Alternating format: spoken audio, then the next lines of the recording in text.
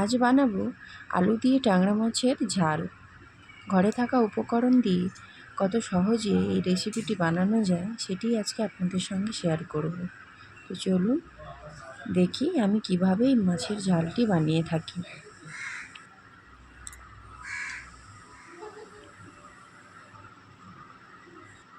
ট্যাংরা মাছের ঝাল বানানোর জন্য প্রথমেই আমি নিয়ে নিয়েছি ট্যাংরা মাছ।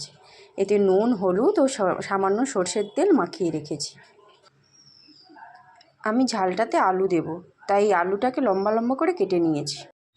প্রথমেই মাছটা ভেজে নেব, তার জন্য নিয়েছি কড়াইটা গরম হয়ে গেছে।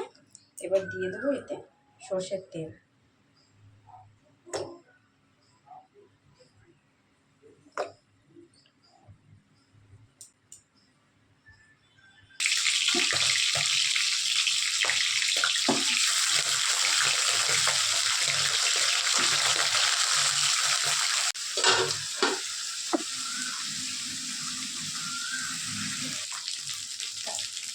মাছগুলো একটি ভাজা হয়ে গেছে।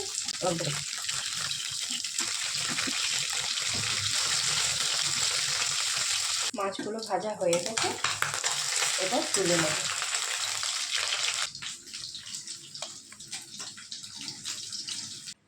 এবার ওই তেলে আলুগুলো ভেজে নেব।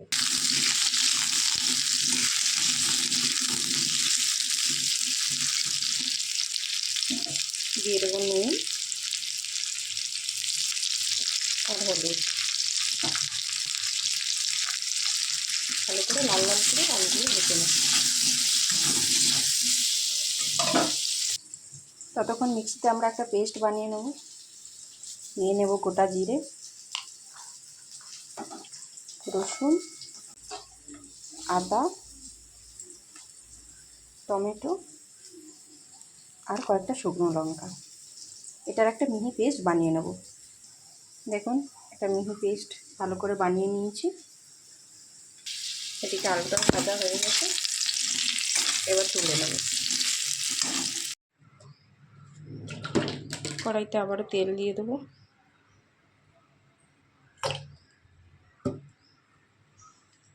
এবার দিয়ে দেবো কালো জিরে।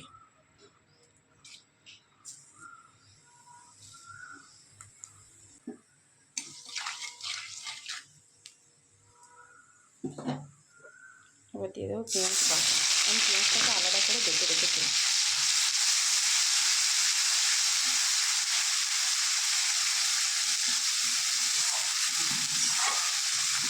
এবার এতে দিয়ে দেবো হলুদ গুঁড়ো।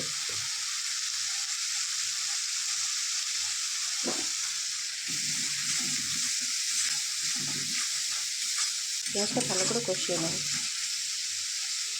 পেঁয়াজটা আমি ভালো করে কষিয়ে নিয়েছি। এবার দিয়ে দেবো একটু বাকি বেটে রাখা মশলাটা।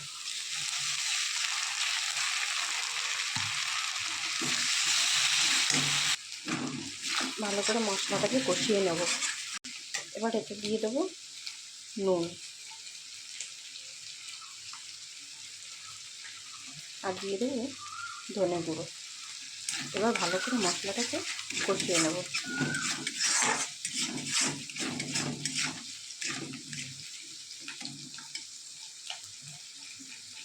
এই পর্যায়ে আমি একটু ঢাকা দিয়ে দেবো মশলাটাকে ভালো করে কষানোর জন্য। ঢাকা দেখুন, মশলা থেকে তেল বেরোনো শুরু করেছে। আরও একটু কষিয়ে নেব। দেখুন, মশলা থেকে ভালো করে তেল ছেড়ে গেছে। এই সময় আমি দিয়ে দেবো সামান্য চিনি।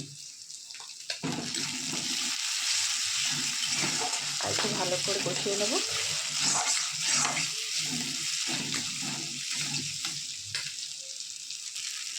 দেখুন, মশলাটা আমার ভালো করে কষানো হয়ে গেছে।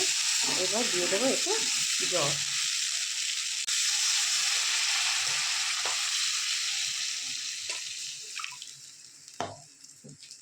এবার ফুট আসা পর্যন্ত অপেক্ষা করব। দেখুন, ঝোলটা ফুটে এসেছে। এবার এতে দিয়ে দেবো ভেজে রাখা আলু।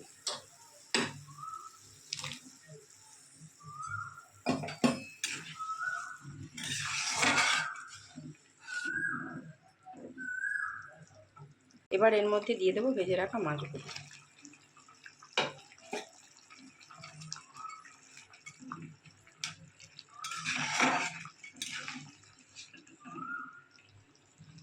মাছটা দিয়ে এবার ঢাকা লাগিয়ে দেব। 5 মিনিট এভাবে হতে থাক। দেখুন রান্নাটা প্রায় হয়ে এসেছে। এবার এতে দিয়ে দেবো 2টো কাঁচা লঙ্কা চেরা। আমার কাছে এখন ধনেপাতা নেই, আপনার কাছে ধনেপাতা থাকলে ধনেপাতা দেবেন।